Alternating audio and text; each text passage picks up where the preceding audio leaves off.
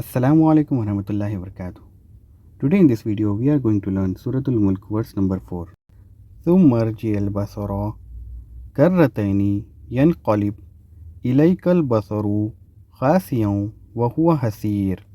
Thumma Arji'i Al-Basara Karrataini Yanqalib Ilayka Al-Basaru Khasiyan wa huwa hasir.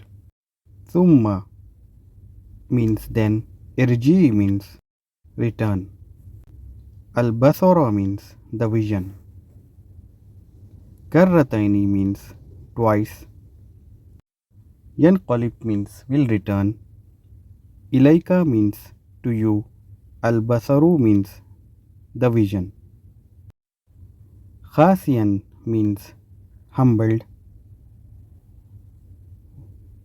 Wahuwa hasir means while it is fatigue. Thumma arji al-basara karrataini yanqalib ilayka al-basaru khasiyan wa huwa hasir. Then look again and yet again. Your sight will return to you confused while it is fatigue. Then look again and yet again. Your sight will return to you confused while it is fatigue.